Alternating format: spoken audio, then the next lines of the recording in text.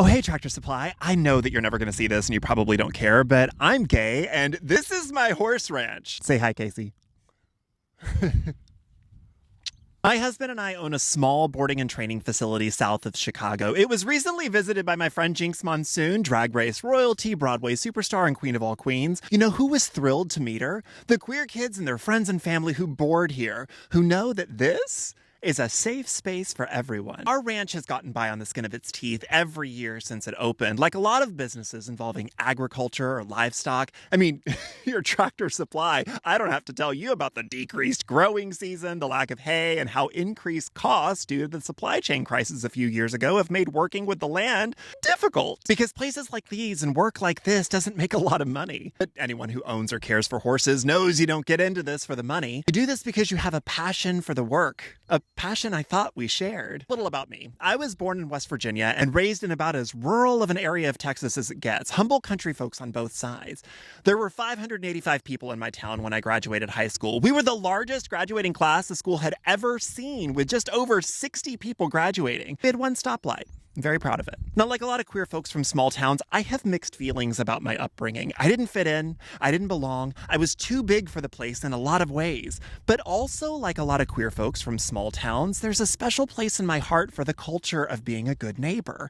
Something that, according to your recent statement here, is a culture I thought we shared. Not just that, but knowing your neighbor's whole family, the culture of rural areas, the bringing of a covered dish when someone's sick, the pitching in when someone's down on their luck, the way small town folks fiercely defend their own. And if you're an outsider, either because you were born this way or maybe you moved to the area and don't look like or worship in the same way as the rest of the folks who live there, it used to, once upon a time, if you gave it some time and attendance at a potluck, folks would get to know you, and before long, you'd be one of them, like you'd always lived there. Now, see, the kind of rural small town culture that I grew up in before social media, before the 24-hour outrage-driven news cycle taught them to be afraid of everything, is the culture of Reba McEntire, you know, fancy, where a woman is empowered by sex work to get ahead in the world. The culture of Willie Nelson, Dolly Parton, Tyler Childers.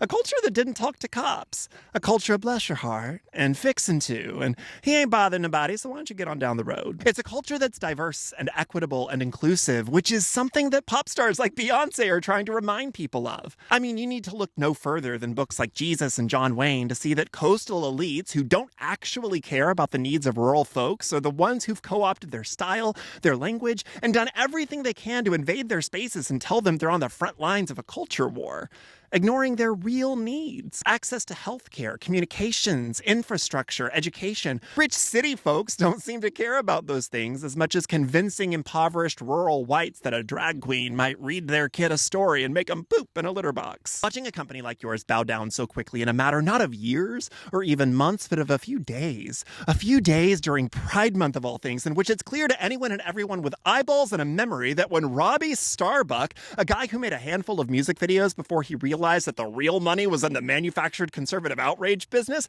that guy wasn't calling you all out because he actually cares about your corporate policies. He was calling you out because he saw that a lot of far-right nut jobs made a lot of money dogpiling on Bud Light last year. And since so few companies engaged in Pride this year, because the people you're currently trying to impress became physically violent at stores all over the country, terrifying retail employees and damaging property, the very thing they claim invalidates movements like Black Lives Matter, they looked around, found out you all, like everyone else who likes fun and sheet cake, had a corporate pride party and took a stab in the dark that the algorithm might really like putting Tractor Supply and DEI together in the same tweet. But then, you didn't just roll back your DEI commitment, but also part of your climate goals? Like, every Major League sports team and Olympic athlete is screaming about climate change from the rooftops, and I can't think of more conservative appealing institutions than sports. What's wild about all of this is, you know who really cares about climate change? Farmers, ranchers. Our growing seasons are disappearing. Hay, grain, and shavings are all hard to come by and getting more and more expensive because of limited supply.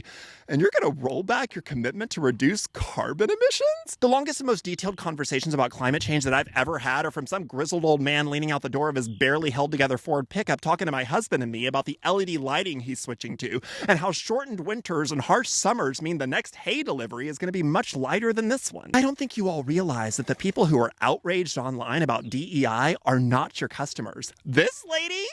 This nutjob has never mucked a stall a day in her life and wouldn't know how to unload a hay rack if her life depended on it. And you're going to take advice from her? According to the Department of Agriculture, 36% of producers are women. Women care about equity in the workplace because women care about things like maternity leave and that they're consistently paid less than men. When it comes to age, the only two groups that have seen growth are aged 65 and older and under 35. So sure, there's a population of farmers that is getting older, and there's also a boom in young people getting into the industry. You know what the young, growing audience of yours cares about? Diversity, making sure everyone that wants to be there can be there. Equity, making sure everyone is treated fairly. And inclusion, making sure our spaces and our policies allow everyone to engage in the work they want to do. That's it. That's what DEI is. The conservative outrage machine has convinced low information folks that it's something it's not. Now, Tractor Supply, I know you don't care. I know you're not even going to see this video. I know this won't change anything.